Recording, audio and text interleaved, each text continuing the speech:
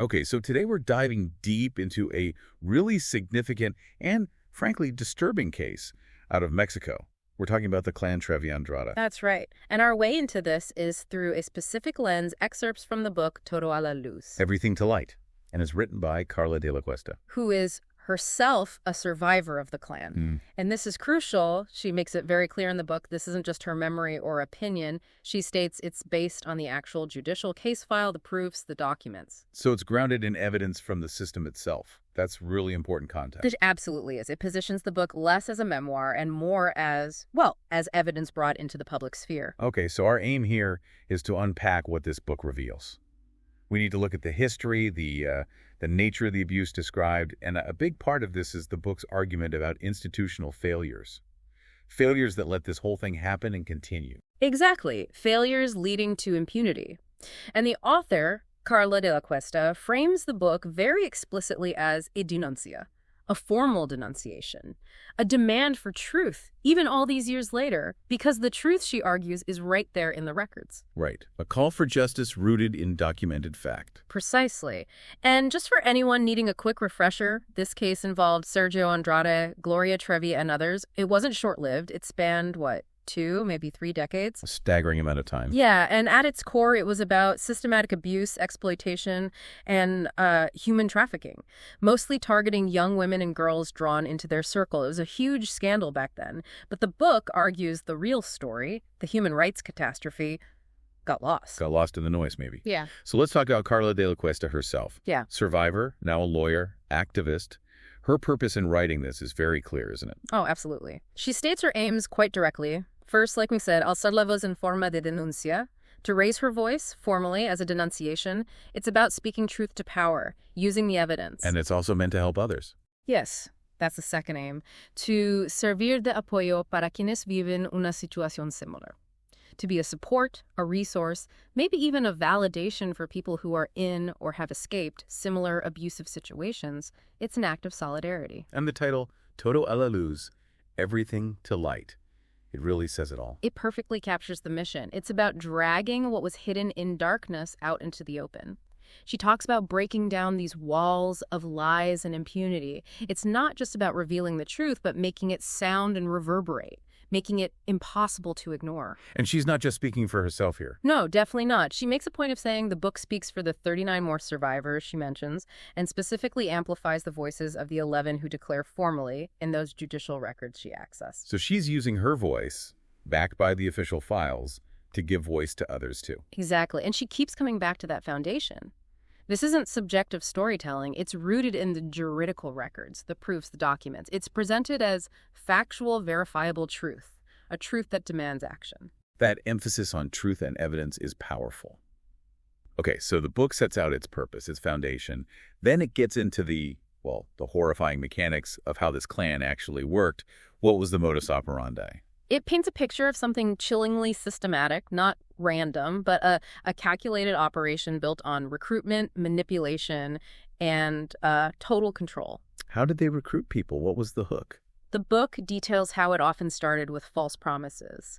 The lure of fame, an artistic career, becoming the next great pop star.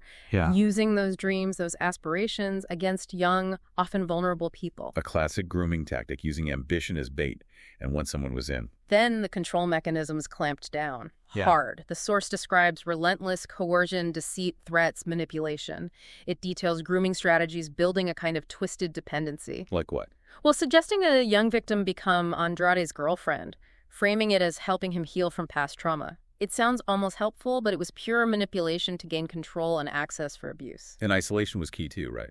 Absolutely central. Prohibiting any contact with family, with friends, cutting off all lifelines to the outside world. Which makes escape almost impossible. Exactly. It creates total dependency. The book uses the term situation of slavery, and based on the descriptions, it's hard to argue with that.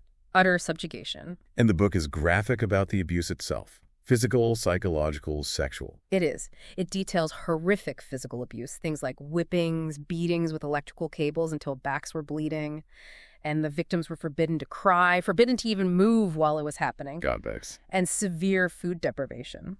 The book mentions these disgusting concoctions. They were forced to drink licuados de cáscaras de fruta con cáscaras de huevo con vísceras de animal while the abusers ate properly, plus forced grueling exercise routines. It's about breaking them down physically. Completely. Yeah. Dehumanizing them. And the psychological abuse was just as relentless.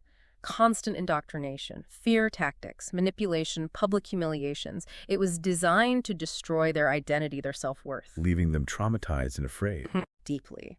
Carla de la Cuesta herself mentions that when she was 13, in the thick of it, she didn't even grasp concepts like coercion or exploitation.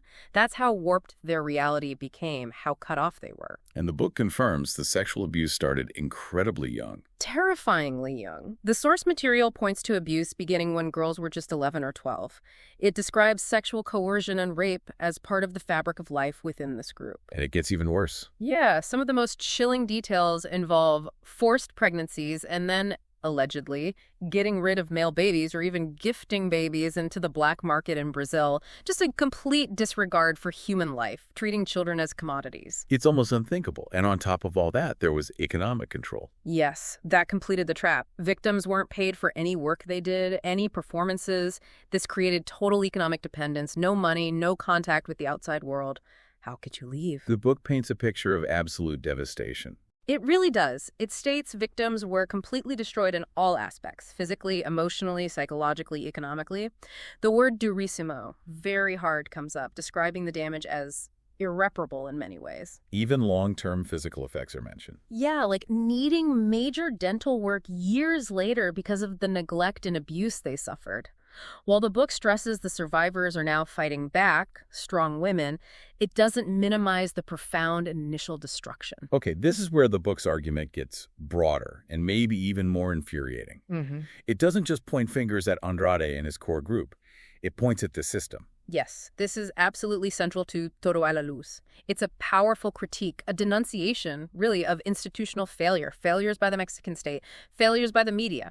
Let's break that down. What does it say about the judicial system? It alleges bad judicial practices and significant omissions by the state. The core argument, drawing directly from those judicial files the author accessed, is that the authorities had tons of files. They had 11 detailed, consistent testimonies from victims describing the same horrific patterns, and yet the book claims they did nothing effective, nothing to really stop it, nothing to properly investigate and prosecute based on the mountain of evidence they apparently had. It's hard to believe. Nothing at all. The book gives examples, like authorities allegedly ignoring international alerts from Spain about the abuse and slavery happening within the group, or Carla de la Cuesta's own experience. She returns to Mexico, goes to the public ministry, and instead of help or an investigation, she's basically told, pues gracias, vaya si usted a su casa. Thanks, now go home. Just dismissed. Unbelievable. And there's that ongoing issue with the judge, who initially cleared some people now trying to block the book. Right. The book presents this as a glaring example of a cadena de conflicto de interés, a chain of conflicts of interest. It suggests the system wasn't just negligent, but potentially compromised, protecting its own. So the feeling from the victims, as portrayed in the book, is betrayal by the state. Deep betrayal. The book states that Mexico stole our right to truth and our right to justice. That's a very heavy accusation. Then what about the media's role in all this? The book criticizes them, too. Heavily. It argues that the media largely treated the whole affair as chisme de espectáculo, just entertainment gossip, sensationalism over substance. I do remember it being covered like a soap opera almost. Exactly that. And this frivolized the situation, according to the book. It downplayed the severity, ignored the human rights violations, the trafficking, the systemic abuse. It turned victims' trauma into tabloid fodder. And this criticism extends even to recent portrayals. Yes, the book specifically calls out the bio series Ella Soy Yo, arguing it re-victimizes once again by failing to adopt a genuine human rights perspective. The contention is that media coverage, both then and now, has contributed to tremendous re-victimization, just piling on more harm. So you have alleged judicial inaction, potential conflicts of interest, media sensationalism. What's the end result, according to Todo a la Luz? The end result is an environment where impunity has prospered. The book implies this wasn't just accidental oversight. The darkness in the title, it suggests, refers partly to a deliberate hiding, a protecting of perpetrators enabled by these systemic failures. Which reinforces that core message. Justice delayed is justice denied, especially after 20-plus years. Absolutely. That resonates throughout the book. And it emphasizes again and again that victims aren't primarily seeking money. They are seeking truth, acknowledgement, accountability, the verdad that the judicial files hold. Let's circle back to Carla de la Cuesta. Her journey from being trapped inside that system to writing this book is quite extraordinary. It really is. The book touches on her personal struggle. She mentions spending many years trying to justify what happened, which speaks volumes about the psychological manipulation. And that fear kept me quiet for a long time. What changed? How did she find the strength to speak out, let alone write this? Studying law seems to have been pivotal. She says it helped her understand what I lived, giving her the language and framework, coercion, exploitation, trafficking to make sense of the trauma. And that understanding fueled her activism. Yes, it ignited this desire to help many women, girls, and young people facing similar horrors. Her own experience became the catalyst for her work. Writing the book itself must have been incredibly difficult. She describes it as durissimo, but also sanador. Very hard, but also healing. A way to reclaim her own story, her truth, and importantly, to document it based on the evidence. The book is her grito a la justicia y proclamación de la verdad, her cry for justice and proclamation of truth. And her activism now is quite prominent, right? Yeah. Awards, her foundation. Yes, she's gained recognition from CODEM, the Mexico City Congress, the Senate. She founded Alas Abiertas Open Wings to help trafficking victims. It's clear her life's work is now deeply intertwined with fighting these kinds of abuses. But publishing this book, this documented truth, hasn't been smooth sailing. No, according to the source. It mentions legal attempts by Gloria Trevi aimed at stopping the book's distribution. Carla de la Cuesta frames this as constant harassment, an attempt to silence her and the other victims, to deny their right to free expression, and, crucially, their right to tell their truth based on the official records. So the documented facts themselves are perceived as a threat. Exactly. Her narrative, explicitly backed by pruebas y documentos from the judicial file, challenges the narrative that allowed impunity to flourish. It's seen as dangerous to the status quo. The book isn't just recounting history, it's an active intervention in an ongoing battle. Okay, let's try to synthesize the main takeaways here. What is the legacy of Todo a la Luz trying to be? What's the call to action? Well, first, it stresses the collective experience. This isn't just Carla's story. It represents all the victims. It highlights a pattern, a system of abuse. And the goal is to shift public perception. Definitely. To desenmarañar the modus operandi, unravel how it worked, so people grasp the real and terrifying gravity of these crimes, moving beyond the simplistic gossip narrative. The fact that Sergio Andrade remains free is obviously a huge part of this critique of impunity. It's presented as Exhibit A of systemic failure. And the book's reception suggests people are ready to hear this critique. It's generated great interest, been called excellent, well-documented, and necessary.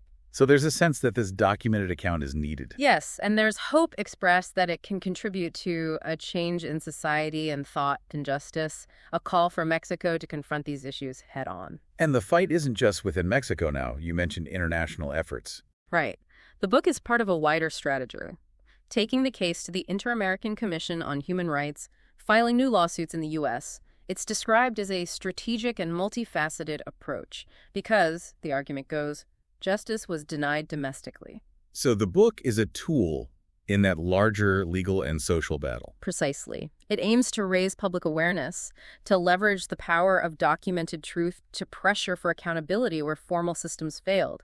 It's about using transparency as a weapon against impunity. And the ultimate goal is prevention, ensuring this doesn't happen again. Exactly. The book states the goal clearly, that this case and all others be stopped, that they be prevented in time and judged appropriately, that everyone who has to pay, pays.